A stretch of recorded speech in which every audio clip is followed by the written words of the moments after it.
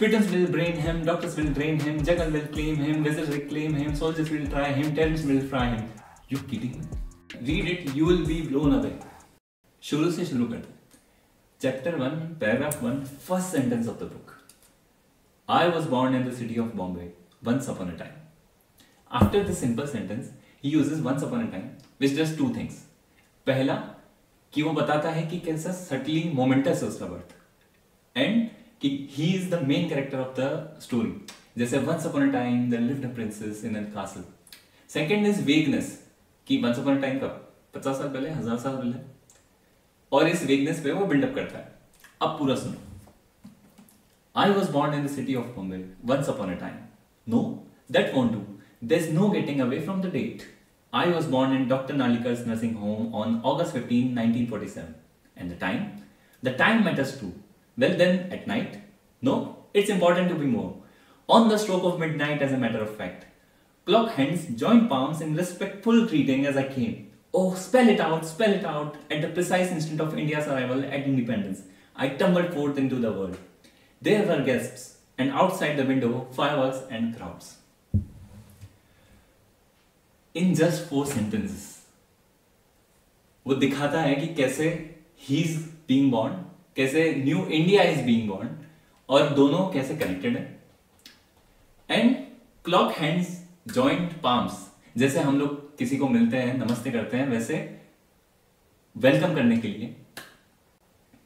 And this is just tip of the iceberg. इससे पहले कि लिटरेचर की और ऐसे टेक्निकलिटीज की बात की जाए, उससे पहले एक और बहुत सुंदर प्रोज है, वो सुनो. Without any spoilers obviously. एक लेडी, प्रेग्नेंट लेडी जाती है बाबा के पास अपने बच्चे की प्रोफेसी जानने के लिए. तो बाबा बोलते हैं, अ सन, such a son Sahiba, who will never be older than his motherland, neither older nor younger. There will be 2 heads, but you shall see only one.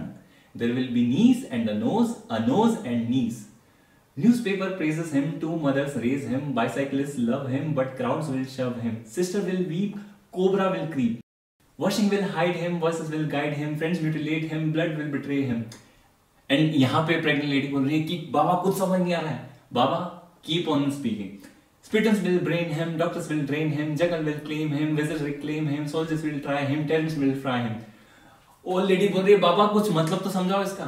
बाबा बोलते जा रहे हैं, he will have sons without having sons, he will be old before he is old, he will die before he is dead. You kidding me?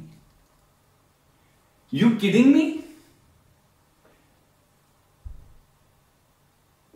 After I completed this book 2 days ago, I'm still buzzing.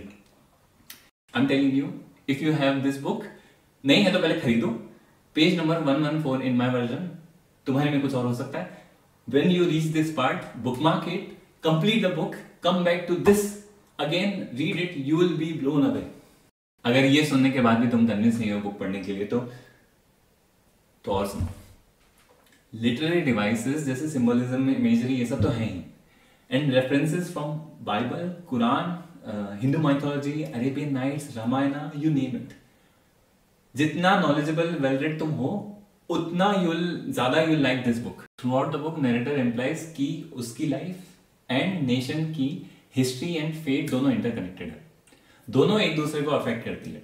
And you have to understand India के independence 30 years पहले and बाद की story in order to understand his life. तो उसका मैं एक example देता हूं. Narrator writes, I began to dream repeatedly of Kashmir. And उसी की बात थोड़ा लिखते हैं. It would not be long before the dream of Kashmir spilled over into the minds of the rest of the population of Pakistan. Connection to history refused to abandon me, and I found my dream becoming, in 1965, the common property of the nation. उसके बाद लिखते हैं, It is my firm conviction that the hidden purpose of the Indo-Pakistani War of 1965 was nothing more nor less than the elimination of my benighted family from the face of the earth. And finally बात करते हैं magical realism की. Magical realism होता है कि normal life में जैसे हम जानते हैं उसमें एक थोड़ा सा मैजिक का तड़का हो.